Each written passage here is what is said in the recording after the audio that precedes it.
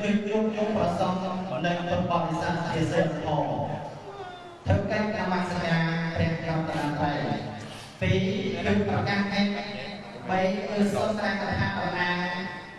សន្តិវិហារីនិងសន្តិវិសិទ្ធតាមពីប្រភេទ4គឺកម្មវិធីធ្វើកិច្ចវត្តចំពោះប្រទេសយ៉ាងមួយណានេះមើលrằngធ្វើកណ្ដាលមួយតែចាំប្រទេស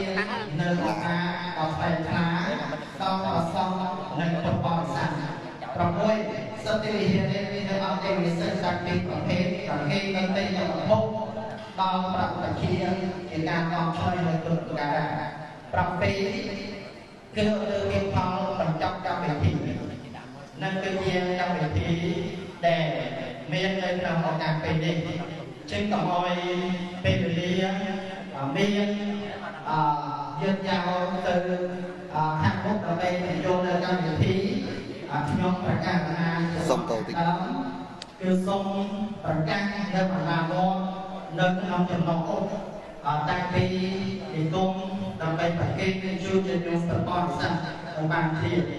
មួយគឺវត្តក្នុងចំណងអុករមមានមួយគឺវត្តសវរធម្មមានឧបតឹងពីរគឺវត្តរតនសាគរ3គឺវត្តរតនសាគរខុសស្ពាន4គឺវត្តពោធិសរិចុងថ្ន5គឺវត្តពោធិវត្តអូសំពៅ6គឺវត្តរតនទីបារាំងកោះកែវអូរវិទ្យ7គឺវត្តជួរវត្តសេវាវិទ្យមត្រមា8គឺវត្តប្រលានមានជ័យចុងប្រលាន9គឺវត្តកញ្ចុងកំពង់រាមកញ្ចុង10គឺវត្តកញ្ចុងភ្នំពេញ11គឺ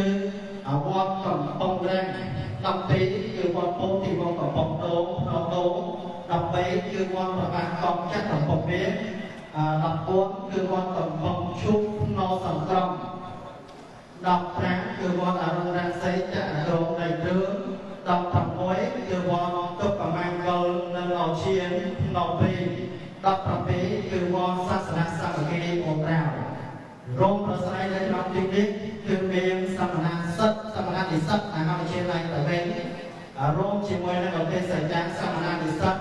តាស៊ីសវណ្ណប្រធានសមណគាត់ហើយនៅសមណនិស្សិតគេវាសនាក៏តំណាងឲ្យសមណនិស្សិតនៅក្នុងសមណគាត់នៃវត្តពោធិសរិកំពង់ហើយនៅក្នុងពេលនេះក៏រួមមានសមាជិកគណៈប្រតិបត្តិការសមាគមប្រសងសង្គមស្នេហាជាតិស្រុកកំពង់ស្ពានរួមមានទាំង31អង្គទាំងរូបក៏បានកំណត់មកដើម្បីធ្វើកិច្ចប្រវត្តិនៅក្នុងពិធីថ្ងៃនេះដែរប្រព្រឹត្តក៏មួយអនុដោយវិជាកតាពុទ្ធបរិស័ទគ្រប់មជ្ឈដ្ឋានទាំងអស់ដែលក្រុមជាសាស្ត្រីដែលក្រុមជាពុទ្ធបរិស័ទធ្លាប់តែសង្វាក់នៅរោគសុខជាមួយគ្នាជាមួយនឹងក្រៅប្រជានៅក្នុងឱកាសពេលនេះក៏បានអញ្ជើញមកជាសន្និបាតនៅក្នុងឱកាសពេលនេះដែរអញ្ចឹងក៏ឲ្យកម្មវិធីមានពេលវេលាអនឡាញទៅមកគឺខំទី1គឺជួបជុំពុទ្ធបរិស័ទ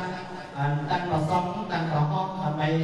ធ្វើកិច្ចនមស្ការព្រះរតនត្រ័យនិងកិច្ចប្រវត្តិដល់ព្រះពុទ្ធអង្គអញ្ចឹងខ្ញុំប្រកាសថាសូមគោរពអរគុណនិមន្តវិចារការវត្តដែលព្រឹងដើម្បីធ្វើកិច្ចនមស្ការព្រះរតនត្រ័យនិងធ្វើកិច្ចប្រវត្តិចំពោះព្រះពុទ្ធរូបជាសូមនិយាយថាព្រះបរិស័ទទាំងអស់ធ្វើតាំងពីផ្នែកទីខាងក្រហមនិងខាងក្រោមចិត្តពុទ្ធរូបរាតែម្ដងគឺសូមតាំងចិត្តសច្ចាប្រណិធានជាសមាធិធ្វើកិច្ចនមស្ការជាពីអង្គសូមនមស្ការព្រះរតនត្រ័យសូមលើកព្រះវិញ្ញាណក្ខន្ធនៃបុព្វបុរសអតីតឧបជាគ្រប់ចំណងទាំងអស់គណៈកម្មការវត្តដើម្បីពុទ្ធហេតុភាពគណៈពុទ្ធសាសនាថ្វាយបង្គំទេពជនឧបជាក្នុងគណៈជាប្រមេខនរងនិងជាឧបជាប្រចាំវត្តយើងខ្ញុំទាំងឡាយថ្វាយបង្គំទេពជនប្រតិរាធិរាជប្រសងគ្រប់ព្រះអង្គជាទីសក្ការៈដែលពោលីតាពុទ្ធបរិស័ទក្នុងជាវត្តតាំង18វត្តដើម្បីតាំងសច្ចាដោយទីកិច្ចការរបស់គ្នាទូទៅនមស្ការព្រះប្រទានដោយដល់នេះអ៊ីមេទីបាតុបានទេសង្ការេពុនតានធម្មសង្ខារអភិពុជយាវេនិយតាបេតាទេណា